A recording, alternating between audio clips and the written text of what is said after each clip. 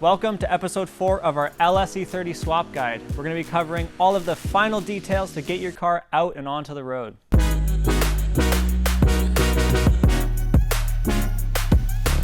If you got a factory ECU with your donor engine, you can certainly reuse it. As long as your engine mods are pretty tame, it should be able to compensate and keep that engine running nice and smooth. Now, you are going to need to tune out the immobilizer and the emissions related stuff, but you can just bring that to a local tuner and he should be able to do it for pretty cheap.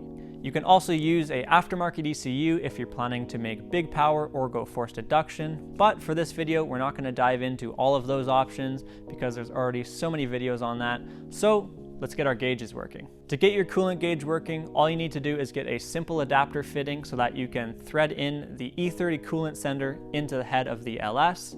Then for your tach signal, all you need to do is take the output tach signal from the ECU, put that to the input tach signal of your cluster, and you'll have a good tach reading. Now, if for some reason the tach reading was not correct, you can always get a decoded digital tach box, and that will adapt the tach signal from the ECU to whatever your cluster wants to see. For your speedo and fuel gauge, no changes need to be made because we didn't mess with either of those systems. For your throttle cable, you can use the Locar LS1 36-inch cable. It is completely adjustable and it can mount to the factory E30 gas pedal. Now, you can also use GM's drive-by-wire system if you'd prefer that. All you got to do is mount that pedal down on the floor and then run a couple extra wires to your throttle body. Easy peasy. You can reuse the E30 clutch master cylinder. All you got to do is make up some lines to adapt it to the T56 hydraulic throwout bearing.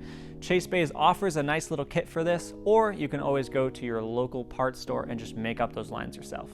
And it's the same story for your power steering lines. You can reuse the E30 steering rack, and all you need is some adapter lines to hook up to the GM power steering pump.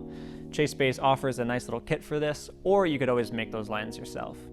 Now, it's also a really popular mod to swap in a E36 steering rack because it has a tighter lock to lock and the inlets are on the outboard side of the steering rack, which gives you a little bit more space for that bigger engine. For your air intake system, it's really quite straightforward. All you need is a basic 90-degree intake boot and then run that filter over to the side of the engine bay. And you can find all sorts of boots, pipes, couplers, and filters online or at your local speed shop. Alright, there is one more thing that I forgot to mention, and that is the brake booster on your E30. You cannot use the factory brake booster because it'll contact the side of the cylinder head on the LS, so you got 3 different options. You can relocate the brake booster further up in the engine bay. Some people do that, but it's a little bit messy. Other people will convert to the Hydro Boost system. There's no kits to do this, but you can always just modify a GM system to work on the E30. And the last option is to go with a manual brake setup. That's what I did on my car. And Chase Bays offers a nice little kit for this. Now, the pedal is a bit more stiff, but you do get used to it. So those are 3 options. Not really a really good one, but it is what it is. All right, back to the video. Now, if you found this guide helpful, then please like and comment on this video and subscribe to our channel because it'll help people find these videos a whole lot easier in the future. If you guys want to see a cost breakdown on LS swapping an E30, then click the cards right here or check in the description. Also on our channel, we've got tons of fun content on our LS3 swapped E30, so go check that out. Also, we are starting our Viper V10 swapped RX7 build, which is just going to be absolutely crazy. So subscribe to the channel and stay tuned for that. Guys, like and subscribe. I'll see you later.